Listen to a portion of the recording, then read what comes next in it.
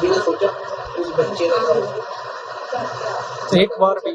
एक बार भी अगर तुम्हारे मन में आ जाता ना मेरा बच्चा क्या बनेगा उसका छोटे का, कभी नहीं करती तुम। किस वजह से बना? वो तो लालची है पैसों का, उसको लालच का गया पैसों का कुछ। उसको यही तो दिखाई दिया होगा करण के पास पैसा है। हम पैसा पैसा करते रहते हैं। करण जो कमाता है वो पैसा पैसा करेगा, जो जिसने धक्के खाए हैं गरीबी देखी है वो पैसा पैसा एमपी ने भी धक्के माना, ठीक है, पैसा लेके अपने पास से भी पैसा लेके क्या ही करता था। मान लिया। अब रुको, मेरी बात का जवाब दो, रुक। ठीक है, पैसे वो करता था, सेव करता था। मैं अब गलत बात बोलने वाला हूँ। करता था, कोई लड़की रखी थी उसने, अयाश था वो, दारू पीता था, स्मैक पीता, नशा करता था, एकदम सीधा आदमी था। क्यों करता था? तुम्हारे लिए सेव करता था वो, आने वाले टाइम पे। मेरे से लेके सेव करेगा, मेरे पे पैसा नहीं। ठीक है, माना। किसके पास रहेंगे? तुम्हारे पास। लास्ट में किसके पास रहेंगे? किसाने की हक देखो, एक कम टूट जाता था वो भी कैसे हो गया, कैसे हो गया, बोलते रहना, पूरा दिन बोलते रहना। जिस आदमी ने मेहनत करके पैसा कमाया ना, 1 रुपया भी उसके लिए की, इसने भी की है, मानता हूँ, इसकी भी बात मानता हूँ, ये भी ठीक है। बात से ही जॉब पे लगी, पापा चले गए। मैं मानता हूँ ये बात, ये भी ठीक है, वो भी ठीक है। मेरी एक बात सुनो, मुझे अभी जो पता है जब से उन्हें घर लिया है करण सिर्फ और सिर्फ लोन करता है, बाकी पूरा सारा खर्चा एक फोन पे उसके बाद गालियाँ देता है, गालियाँ देता है। हम मियाँ बीवी देते हैं, ये भी वो नॉर्मल है, वो नॉर्मल है, वो तो जॉब करती है, वो तब भी बोलती है। बराबर कंधे से कंधा मिला के वो नॉर्मल है। जो हस्बैंड है वो करेगा ही करेगा, मैं भी करता हूँ। वैसे जॉब नहीं करती जी। मैं अब फिर भी उसको गालियाँ देता हूँ। अब कहाँ जाएगी वो? भाग जाएगी घर से। आप ये सोचो, जो घर का खर्चा चलाती है उसको कैसे गालियाँ देगा, तो उसको गुस्सा आएगा ना। मैं ये नहीं कह रही हूँ कि क्यों करता था, मैं ये बोल रही हूँ, फिर उसका माइंड सेट देखो कि वो उसने जब ये सोच बताया कभी वो ये सोच रही है कि मैं इतना कर रही हूँ, मैं इतना खर्चा नहीं कर रही हूँ, उसके बाद ये मुझे करता है, इसीलिए वो माइंड सेट हो गया। इसको ये तो सोचना चाहिए था, मैं घर चला रही हूँ, वो मेरा घर तो बना रहा है। तो वो तो मम्मी। एक पति जो रात के खाने के बाद कभी जागा ही नहीं, एक पत्नी जो रोती रही पर उसकी आंखों में आंसू नहीं बल्कि साजिश थी, और एक देवर जो चुपचाप एक खतरनाक मौत का साथी बन गया। आइए आपको बताते हैं दिल्ली की उस रात की कहानी जो एक हादसा नहीं, एक ठंडी हत्या थी। क्या कोई पत्नी अपने ही पति की साजिश कर सकती है? पहले नींद की गोलियों से बेहोश कर दे और फिर करंट देकर उसे मार डाले और फिर उस मौत को एक हादसा बताकर रोती हुई सबके सामने सहानुभूति बटोरने लगे। नहीं, ये कोई फिल्मी कहानी नहीं है, बल्कि ये दिल्ली के उत्तम नगर में रहने वाले करण देव की सच्ची और खौफनाक मौत की कहानी है। 13 जुलाई 2025 की रात थी। उसकी ही पत्नी सुष्मिता देव और उसका 24 साल का चचेरा देवर राहुल ने इतना बड़ा कांड कर दिया। आइए कहानी शुरू करते हैं। 36 साल के करण देव उत्तम नगर के रहने वाले थे।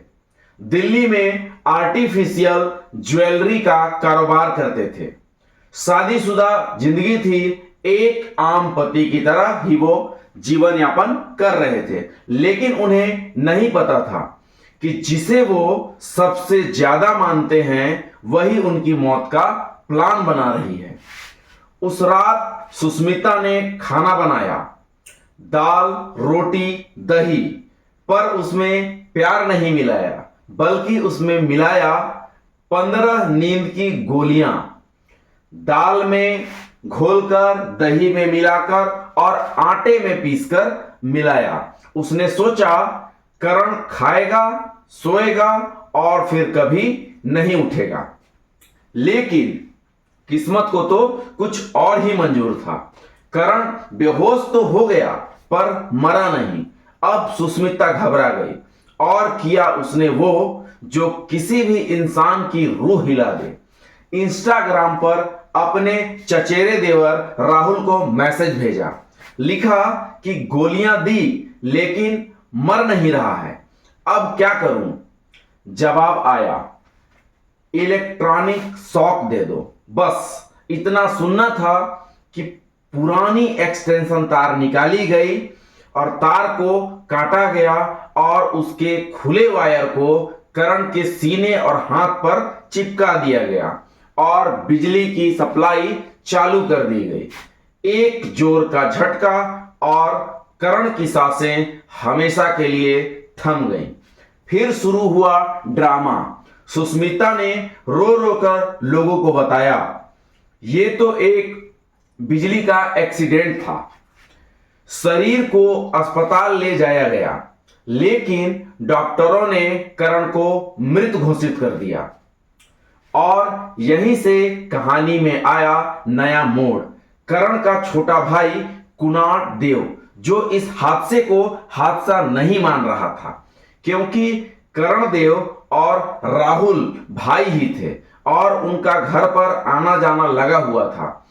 एक दिन राहुल नहाते नहाते अपने भाभी सुष्मिता को इंस्टाग्राम में मैसेज भेज रहा था और वह मोबाइल बाथरूम में ही छोड़कर बाहर आ गया और इसी वक्त बाथरूम के अंदर करण देव पहुंच गया और उसने वहां पर मोबाइल देखा जिसमें इंस्टाग्राम की चैट पड़ी हुई थी। इस चैट को देखकर उसके तो मानो जैसे होश ही उड़ गए।